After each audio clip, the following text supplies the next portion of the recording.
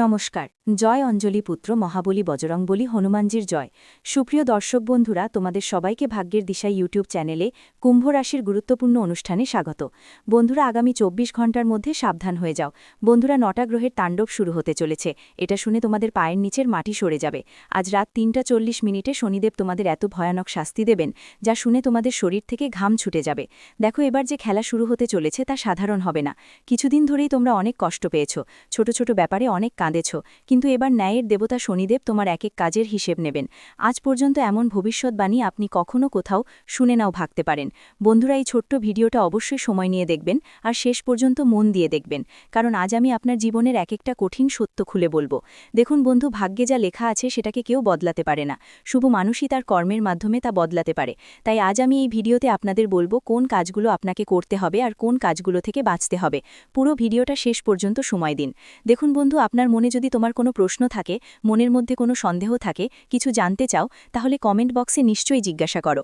গুরুদেব তোমাদের সব প্রশ্নের উত্তর দেবেন। কিন্তু দেখো বন্ধু, এবার যে ভবিষ্যৎবাণী হতে যাচ্ছে তা মোটেই সাধারণ হবে না। প্রথমেই তোমাদের কাছে হাত জোড় করে একটা অনুরোধ, এই ছোট্ট ভিডিওটা লাইক করে দিও আর কমেন্ট বক্সে ওম গণেশায় নম লিখে দিও। গণেশজি তোমাদের সব মনোকামনা পূরণ করবেন। দেখো বন্ধু, তোমাদের কুণ্ডলী অনুযায়ী আজকের দিনটা হলো এটা খুবই শুভ হবে, কারণ পুরো 72 বছর পর বন্ধুদের জন্য ধনলক্ষ্মী যোগ তৈরি হচ্ছে। মানে এই যে আজকের দিনে টাকার দরকার না, কারণেই ভগবান কুবের আর মা লক্ষ্মী ছাড়া সবাই টাকার জন্য তৃষ্ণার্ত। সবাই ঝকঝকে টাকা জমিয়ে নিজেদের স্বপ্ন পূরণে ব্যস্ত। প্রত্যেকের প্রফেশনে প্রচুর টাকা চাই। তো আমি তোমাদের বলে দিই, দেখো, ধনলক্ষ্মী যোগ হচ্ছে ঠিকই, কিন্তু শনিদেবের ছায়া এখন তোমাদের কুণ্ডলিতে খুব বেশি পড়েছে, যার সরাসরি প্রভাব তোমাদের জীবনে পড়বে। তোমাদের বন্ধুরা, এমন কিছু ঘটনা ঘটবে যা তোমাকে ভেতর থেকে পুরোপুরি ভেঙে দিবে। তোমার সামনে এমন অনেক পরিস্থিতি আসবে যেখানে তুমি নিজেকে পরাজিত মনে করবে, কিন্তু দেখো তুমি হারোনি, কারণ আমি তোমাকে বলেছি যে ভগবান শনিদেব তোমার পরীক্ষা নেবেন এবং তুমি এই পরীক্ষায় 1001% সফল হবে। এখন দেখো, তুমি যা কর্ম করেছ তা তোমাকেই ভোগ করতে হবে।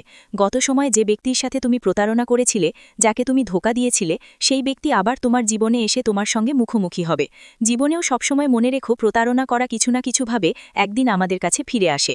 আপনি ভাবেন যে আমি নিজের সুবিধার জন্য কারো সুযোগ নেব আর সেটা সামনে থাকা মানুষটা বুঝবে না, কিন্তু দেখুন, মানুষ বুঝুক বা না বুঝুক, ঈশ্বর আমাদের এক একটি ক্ষুদ্র ক্ষুদ্র কাজের উপর খুব সতর্ক নজর রাখেন।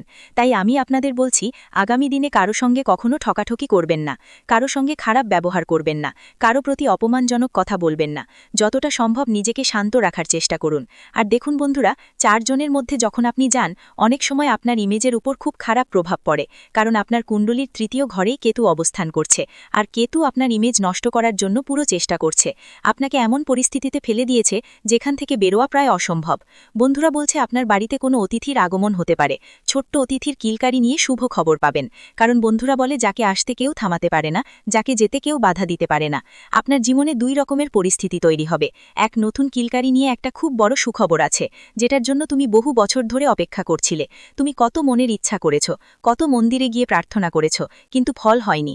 এখন তোমার সেই ইচ্ছা পূরণ হবে, কিন্তু সময়ের চাকা কখনো থেমে থাকে না, সেটা ঘুরতেই থাকে আর পরিস্থিতি বারবার আমাদের সামনে এনে দেয়। ঠিক তেমনই বন্ধু, কারো অসুস্থতার খবরও তোমার কাছে আসবে, যেটা তোমার মনকে খুব বেশি অস্থির করবে আর খুব বেশি কষ্ট দেবে। কিন্তু দেখো, যে মানুষ অন্যের কষ্টে কষ্ট পায়, এমন মানুষদেরই আমরা বলতে পারি।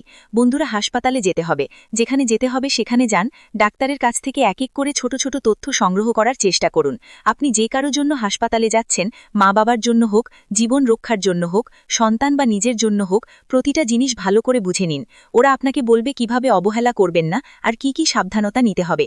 কারণ বন্ধু দেখুন, আমাদের জীবন আমাদের হাতেই আছে, আর আমাদের পরিবারের মানুষগুলো আমাদেরই নিজের।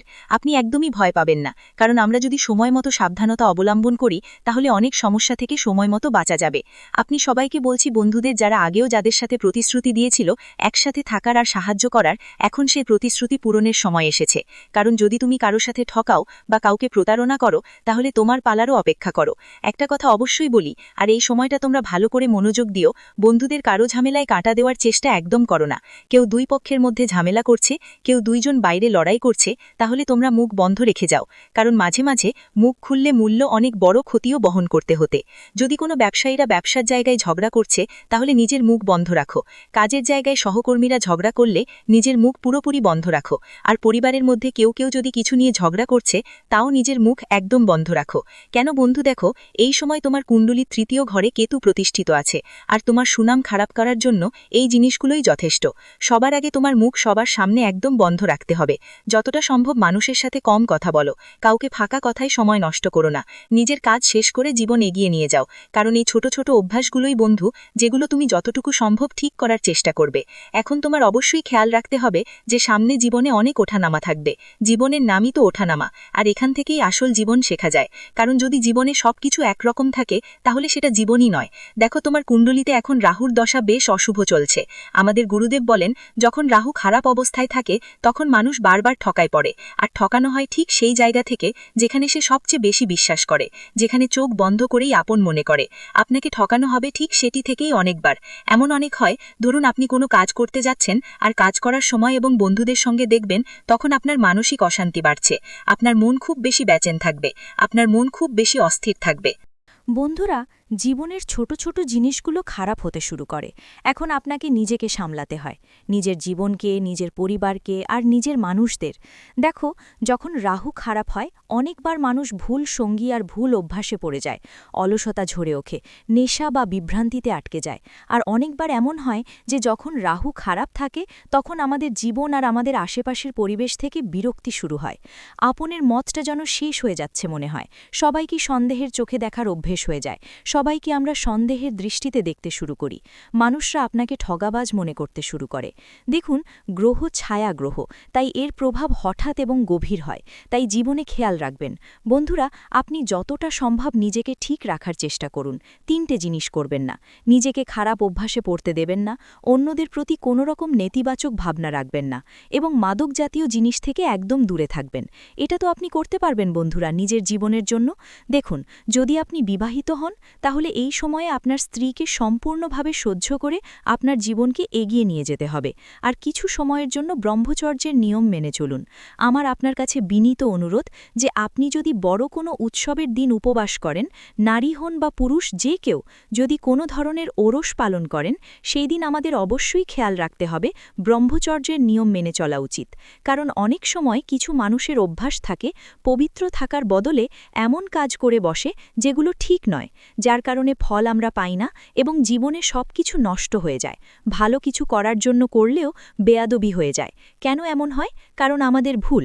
দেখুন, আমি এখনই আপনাকে বলি, আপনার জীবনে যদি কিছুই ঠিক না লাগে, মনটা অনেক কষ্টে থাকে, বুঝে নিন যে এই সময়ে রাহু আপনাকে অশুভ ফল দিচ্ছে। শনি যখন রেগে যায় তখন পরিশ্রমের ফল দেরিতে মেলে, মানুষের জুতো ঘষে ফেটে যায়, মানুষ নিজেরাই ঘষে ফেটে যায়, এদিক ওদিক দৌড়াদৌড়ি করে, হাত জোড়া দিয়ে মানুষের সামনে পরিশ্রম করে, কিন্তু ফল মেলে না। কিন্তু সবসময় আমাদের শাস্ত্রে বলা হয়েছে ভগবানের ঘরে দেরি আছে, কিন্তু অন্ধকার নয়। আর আমি তোমাদের বলি বন্ধুদের, যে শনি যদি দোষময় অবস্থায় থাকে তাহলে আর্থিক সমস্যাগুলো বেশি হয়ে যায়, বারবার বাধা আসে, ঋণের বোঝা বেড়ে যায়, আর পরিবারের মধ্যে মনোমালিন্য হয়। আর্থিক সমস্যা তখনই আসে যখন আয় হঠাৎ করে থেমে যায়, যেখানে আমরা ভাবি টাকা আসবে, ঠিক ওই জায়গাতে হঠাৎ এমন কিছু সমস্যা হয় যে টাকা আসা বন্ধ হয়ে যায়। শনি হল ন্যায়ের গ্রহ।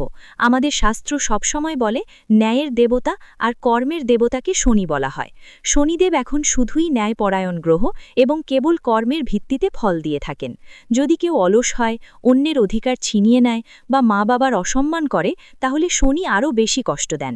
এখন এই অভ্যাসগুলো তোমাকে পরিবর্তন করতে হবে। কেমন করে অলসতা ছেড়ে দিতে হয় সেটা শিখতে হবে। প্রত্যেকেই নিজের পরিশ্রমে টাকা উপার্জন করছে, রক্ত ঘাম ঝরিয়ে নিজের জীবন চালিয়ে যাচ্ছে, তাই তোমার কোনো অধিকার নেই হয় যে তুমি ওর পরিশ্রম ছিনিয়ে নাও। কিন্তু ছিনিয়ে নেওয়া মানুষ কখনো সুখী থাকে না। শুরুতে হয়তো সে বেশ খুশি থাকে, কিন্তু শেষে তাকে কষ্টই ভোগ করতে হয়। আর মা বাবার সেবা হলো সবচেয়ে সত্যি সেবা, কারণ মা বাবার সেবাই স্বর্গ আছে। তাই বন্ধুদের উচিত তাদের অবজ্ঞা না করা, তাদের স্বাস্থ্যের বিশেষ খেয়াল রাখা এবং তাদের ছোট ছোট দরকার মেটানো। যদি তারা তোমার কাছে কিছু চায় তাহলে তাড়াতাড়ি তাদের সেই দরকার পূরণের চেষ্টা করো। এখন দেখো, রাহুকে খুশি করার উপায় খুব সহজ। কি করতে হবে? শনিবার বা বুধবার রাহুর বীজ মন্ত্র ওম ভ্রং ভ্রিং ভ্রং সহারাগয় নম 108 বার জপ করুন। আর আমি আপনাদের সবাইকে বলছি বন্ধুদের, এই সময় যতটা সম্ভব আপনাদের পুণ্যের কাজ করতে হবে, যেমন কোনো দরিদ্র মানুষের সাহায্য করা, কিছু খাবারের দান করা।